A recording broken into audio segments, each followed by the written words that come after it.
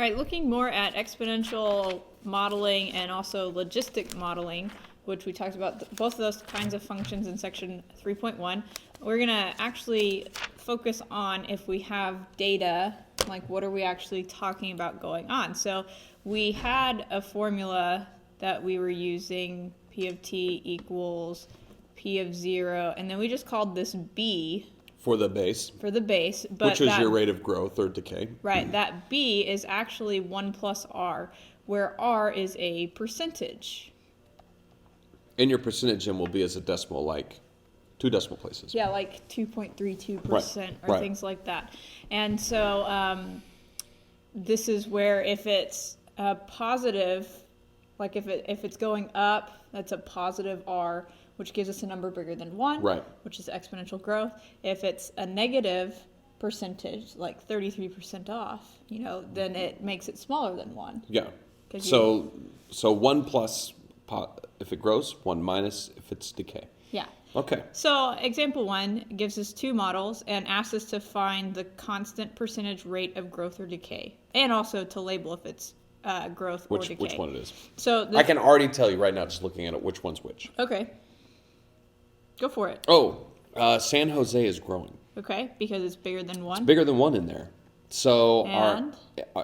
are we going to finish that? Yeah, let's do it. Okay, so the rate of growth is 1 plus R. So in this case, R would be 1.36%. Okay, so let's work that out just to make sure we're all clear. If you subtract the 1, you get 0.0136, and then that makes the percentage, you have to move the decimal 2 twice. places. 1.36%. Bam. So that's the first one. The second one, let me scooch little down. scribbles. Yeah. The second one is decay. Yes, decay, which apparently Detroit's having some population decay a lot here recently. Really? Yeah. Go figure. Yeah. So 1 plus R this time has to equal 0.9858. So now we subtract the 1 and we end up with a tougher subtraction problem. I better hold on here. Let me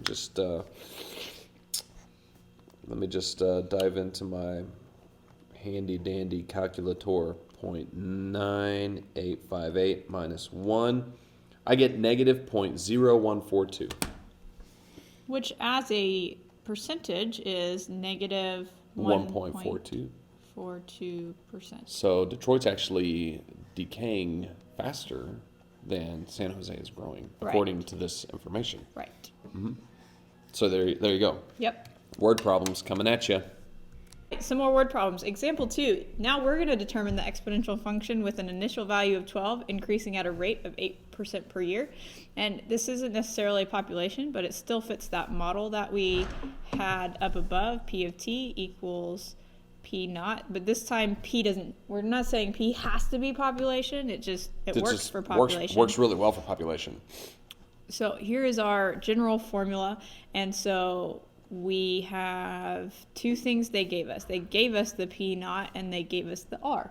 P naught always initial value, yeah. or P sub 0 or P 0 or whatever. Yeah. Hoity-toity people like P naught because it sounds cool. Yeah. So when we plug in R, make sure you change that to a decimal. Yeah, can't use 8. 8 here will totally mess up the whole problem. It's 0.08, and so then to finish that off, you just want to actually add those together. Do you need your calculator for that? Don't we have a T? Did we not have a T in there? Oh, we're just determining the function. Just adding 1 and 0.08. I was ready to put like 40 in for T or something like that and find out how much. For. If that's what it wants you to do, that's what it wants you to do. Bingo, bango, chitty chitty. Okay, example 3. We're talking about bacterial growth, which is modeled by an exponential function. Yeah, hey, by the way, this might show up in chem class maybe? It might. You never know. Or in Viro or something like that. Something sciencey. Something sciencey. Yeah, here you go, real life. Suppose a culture of 100 bacteria is put into a petri dish and the culture doubles every hour. Predict when the number of bacteria will be 350,000. I don't know if I can do that. That sounds real hard. Okay, so we can start off with this general formula we have, or you could even maybe go back to using A times B to the Z. Oh, that's a good one too, yes. So that would be just it's saying the same thing, but a slightly simpler way of looking at it. And one thing you might ask is, how do I know which of these I have to use, because there are some situations where you have to use it. Right. In this case, they're not telling us a percentage. Right. No, which they're means not giving us one. We don't need to use this one. Right. If they gave us a percentage, That would be the one to use. right. Yeah. What they do tell us is that we're starting with 100 bacteria. That's the initial value part, which Right. is what goes right in front. Right. They tell us that this doubles every hour. Well, how much do we have once it doubles? If we start with Twice as 100. many. So that's 200. Yes. So what we're going to do to figure out basically the rest of the stuff that is in here, we want B. Right. We're going to have another point that after 1 hour, we have 200. Okay, because we're doubling. Right. Right? Right. So they We're tell us doubling. it doubles every hour. So after 1 hour, this should be 200. Okay. So plug this in and solve for B. Okay. I can do that. Okay. So 200. And I can do b to the first power too, because Good. it's just b. Okay. Where'd that 2 come from though? Oh, I divided the 100 over. Okay. Oh, yeah, that's a good call. So I divided 100 over and got 2. B to the first is just B. 'Cause how So many B B's is are there? 2. Yeah. There's 2. To be or not to be, that is the question. Sometimes it is. Sometimes it is. So B is 2, A is 100. It's to the x power.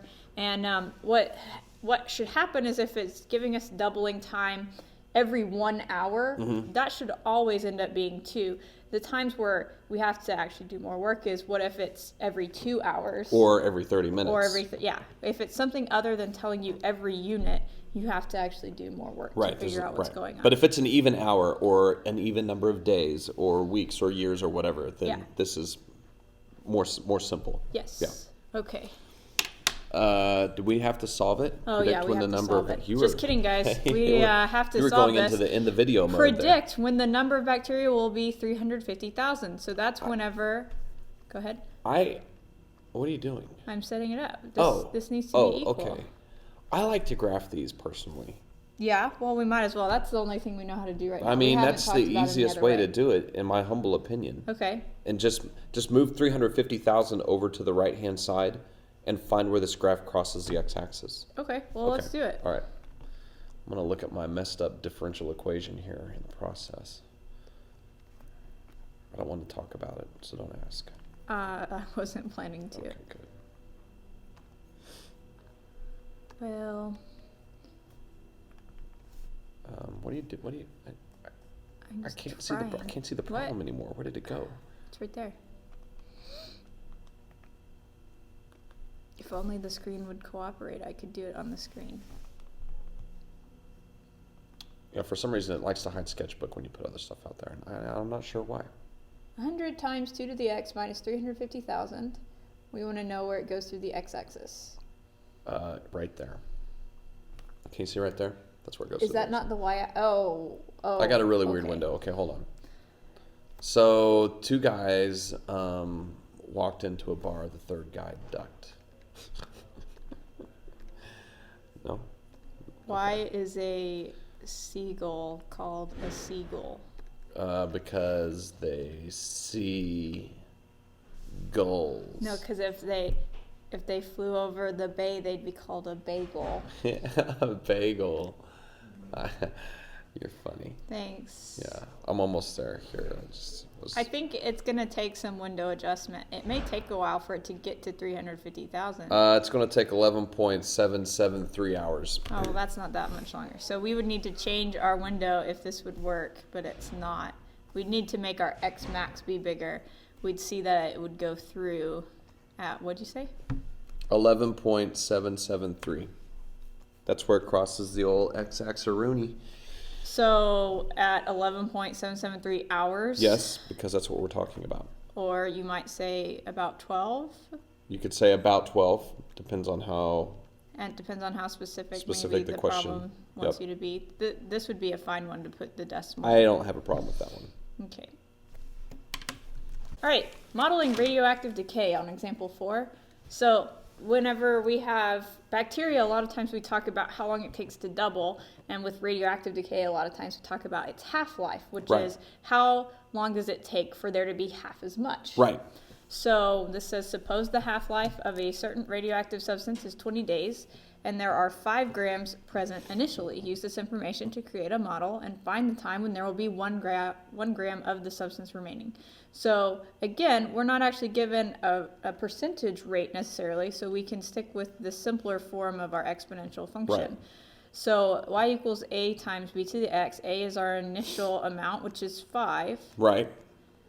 And then we want to talk about basically the half-life. Well, I think on half-life, it's not the game.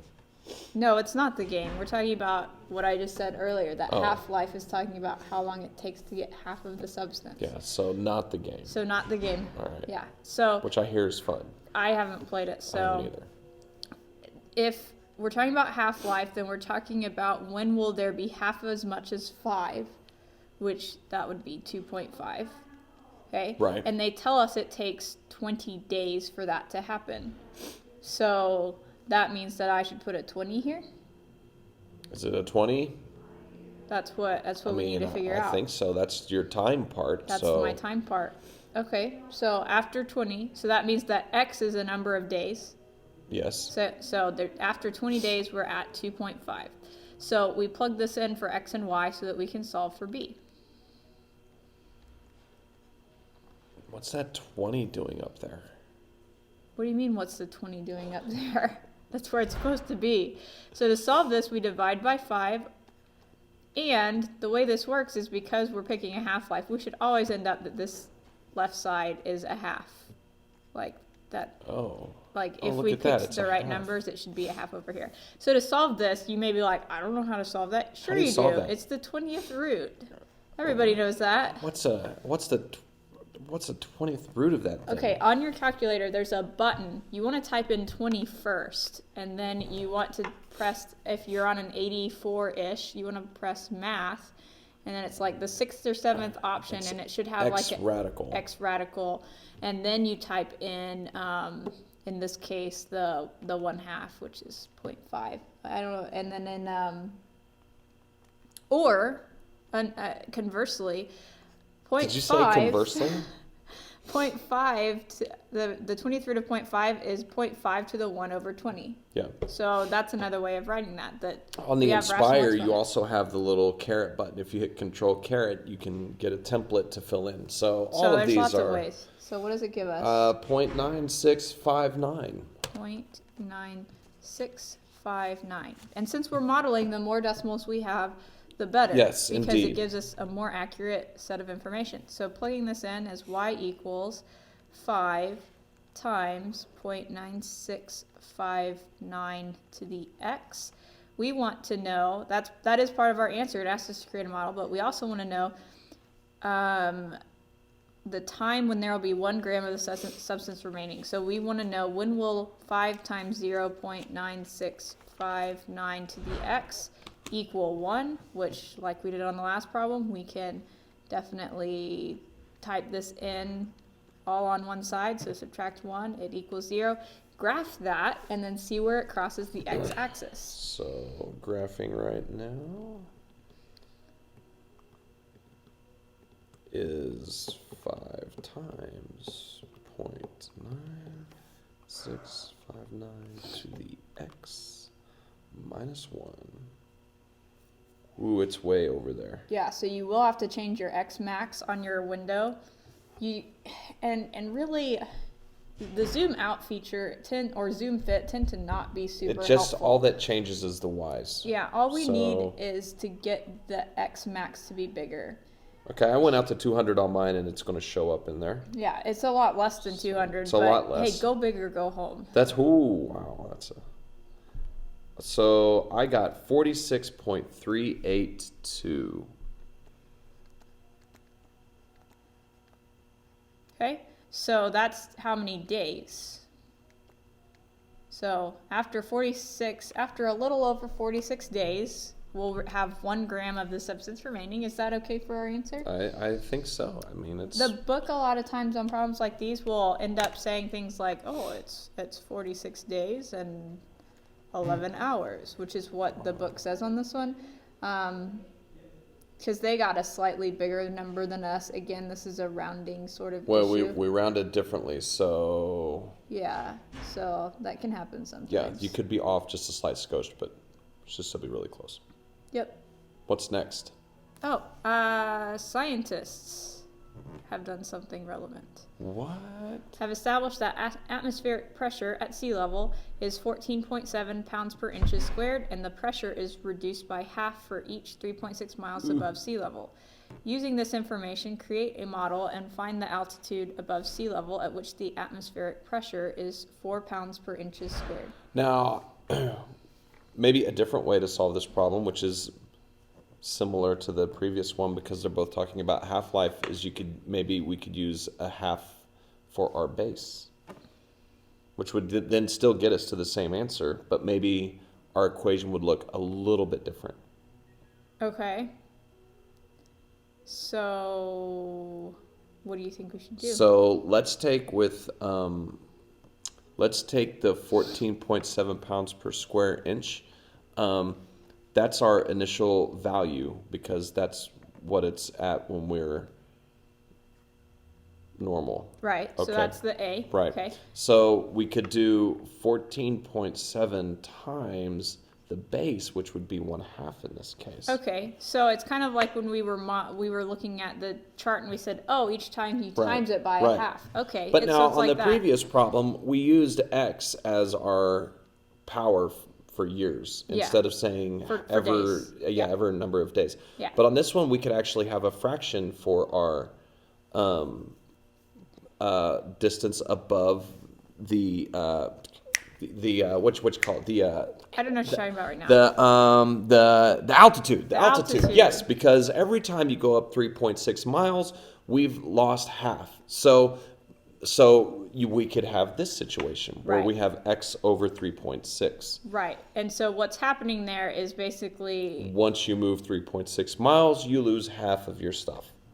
Okay, and so if we wanted to, we could rewrite this model up here that we got, for example, 4, right? And we could say that 5 is our initial value. Right. And 1/2, Right. we're losing 1/2, but Right. we're losing it Every 20 days. So after you go through the whole 20 days, that's 1/2. Okay. Yeah, just So- tossing it out there. and that's Different actually ways to kind solve of- the same problem. Yeah, and that's Yeah. kind of easier, actually, in a lot of ways to do it that way. So where you need to use this information to create a model and find the altitude above sea level at which the atmospheric pressure is 4 pounds per inches. So are Well, we that's the putting y part then. 4 here? So Let's solve this. a little solvey Roonies here.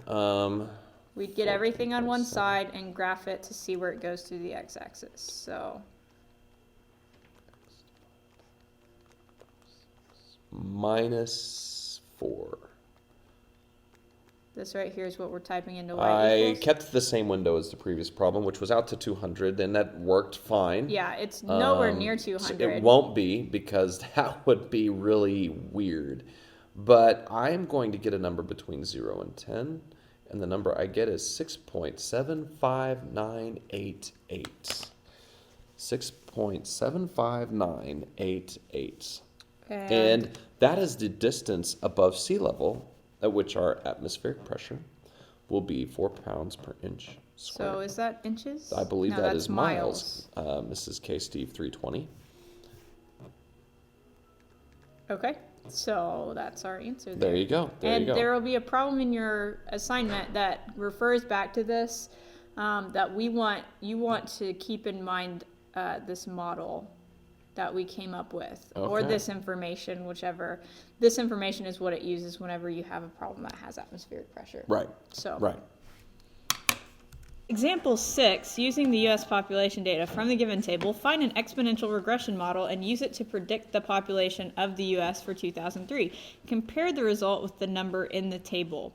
So what we want to do is type this table in to our calculator and then perform exponential regression. So, oh, how convenient. Those numbers are right there. And here's my calculator. So we want to go to... Actually, that's not convenient. That's not the right problem. Haha. There it is. Okay. So a lot of times whenever we're doing this, we pick, instead of putting in 1900, 1910 and all those, we make our first year be 0. Oh, I went ahead and went with 19s, but Well, I can do zeros. Both models, like, they end up giving you the same idea, but for some reason it tends to seem like it works out better if we do 0, 10, 20, and stuff like that. And that's typically what the book will do. So where do I go here? Second list? Yeah, So second stat.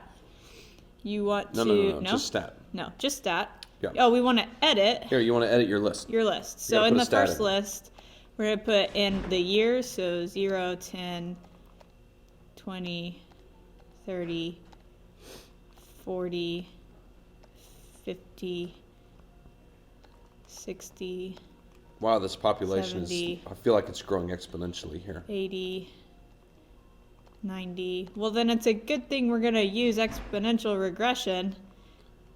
And do we want to put 2003 in there? It would be 1,000. It would be 103. No, I mean, but do we want that data Well, in there yeah, as we well? need that data because it's going to help create maybe a more fitting situation. Okay. Maybe lose my place. I am so sorry. That's not at all what I was trying to do. So it was what you were trying to do. Why would you say that? All right. What are we regressing this to? Are we regressing this to We're doing exponential regression? exponential regression.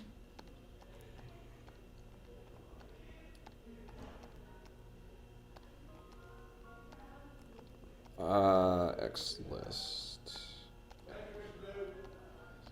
Okay, well, you guys probably know better than I do if I actually typed in all the right things. So I'm going to quit out of that.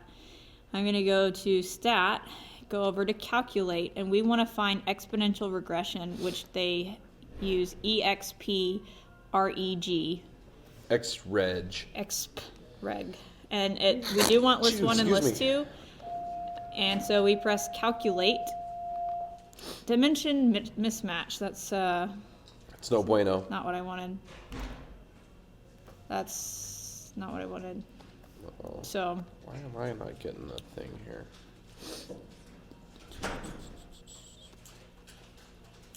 I got it off somewhere on mine. 76.2, 92.2, 106, 120, 132, 151, 179, 203, 226. All right. I got an exponential reg of. Okay, am I just giving up? Okay. Yeah. You got an Ready? exponential I got an exponential reg. of. Okay, here's what it's going to say. It's going to say something along the lines of a times b to the x. All right. And then it's going to tell you that a is 80.8677. B is 1.01275. And then it's going to give you some other values down here. There's like an r squared value. That's really kind of important because it tells you how good of a fit it is. The closer r squared is to 1, the better the fit. Right. And that's a statistics sort of thing. Right. So if we actually plug A and B into our model here, we get this model. To compare the data for 2003 to what we got on here, we need to put 103 in for X.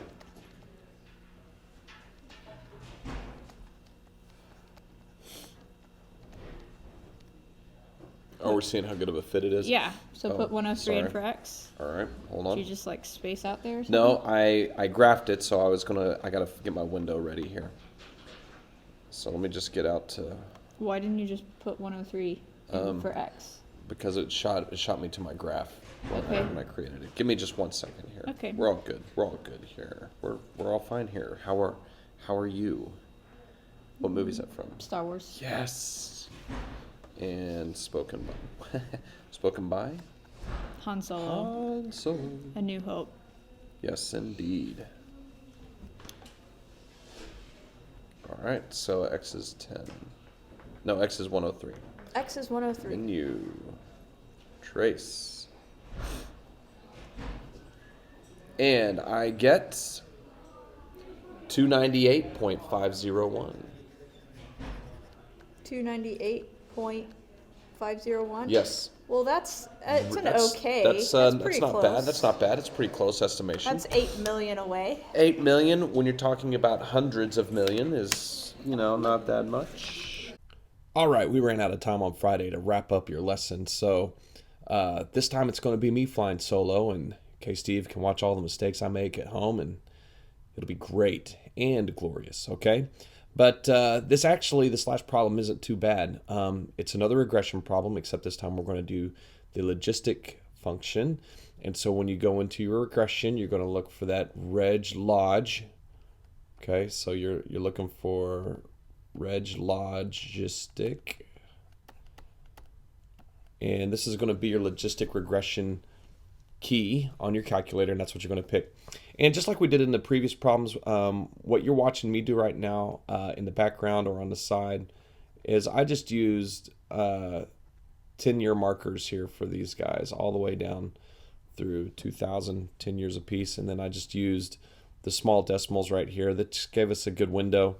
The window that I ended up choosing, you'll be able to see here for this graph, but it needs to be something where the X window would go from 0, because we're not interested in what happens before that. And I actually went out to, if you go this way, this is all the way down to the year 2000. This would be 100. And I think I went on X all the way out to 250 so we could see the entire curve very clearly. Do you need to go out to 250? Probably not. Do you need to go past 100 to see what the curve looks like? Probably so. On the y-axis, this is all determined by our logistic functions. So on the y-axis, though, so we could see exactly what's going on, I set my range on the y-axis to go from 0 to 50. And it gave us a really good idea. Do you need to go from 0 to 50? No, but you need to be 30 or larger so that you can get the full graph and see everything that's happening.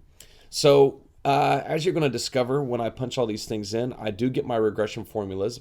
And for Florida, when I look at the logistic model for Florida, the thing that I notice is that it has a lot higher carrying capacity, a lot higher maximum value that we can get. Remember, with the logistic model, that number on top is your max population.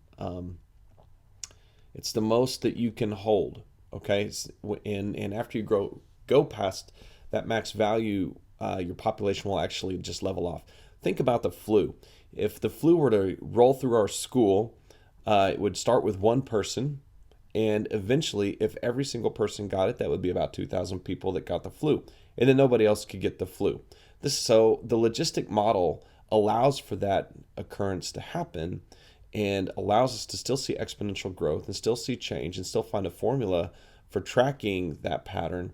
But it also takes into account that there's only 2,000 people that can get the flu. And so we don't have an exponential model that just grows off the charts. All right. So these logistic models are great for populations. Anytime you're looking at a specific population, not usually in the germ world or a bacterial world where you're looking at something that doubles or doubles or doubles, or like a cancer, something that just grows and grows and grows, but more along the lines of like populations of people or animals or things that live and breathe on this big blue planet that we live on. So anyway, back to Florida. The regression model is going to be 28.01 over 1 plus 81.904 e to the negative 0.047x.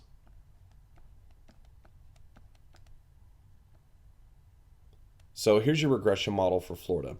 What this is telling us is that there can be a maximum total of sustainable population in Florida of about 28 million people. How long is it going to take to get there? Quite a while, which is why I went out to 250 on my graph. Again, you don't need to go out quite that far, but it's what it allows us to see better that way.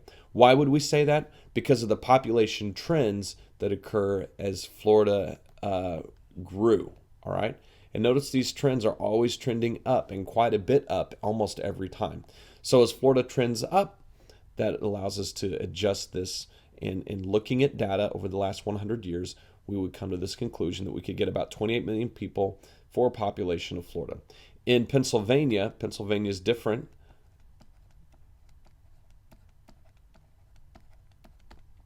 And what I got for Pennsylvania, man, K-Steve's a much better handwriter than I am, is 12.5794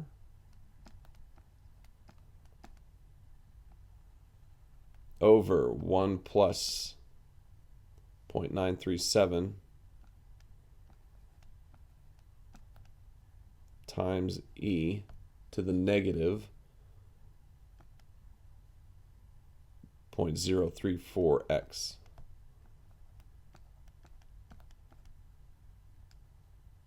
And so what this tells me for Pennsylvania is its maximum population would be about 12.5 million people. And again, this is just based off of 100 years worth of data, and it's looking at this population model. And if you'll notice, it starts to level off after 11 million people. It levels off and it grows very, very, very slowly here. So that's an indication to us that it's maybe has reached its maximum population level. Now, in real life, could we conceivably cram a person onto every open space of ground? We could. But what we're doing is using the actual population models based on data that we have received, that we can get, that are published and known. This doesn't tell us density. It doesn't tell us how people all live or how many people per square foot. It just gives us the general population of each state. So based off, and again, it doesn't take into account either the size of the state. I don't know if Florida has more space to live than Pennsylvania does. But when you look at these two graphs and you compare the population data, what it does show us is that there's a maximum population according to the data that we should get. And Florida and Pennsylvania have very different maximum populations, or another phrase that you might hear is a carrying capacity.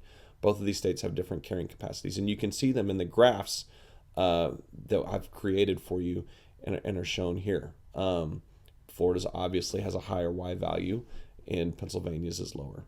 Okay, that's it. That's the last lesson for section 2. Hope you enjoyed it.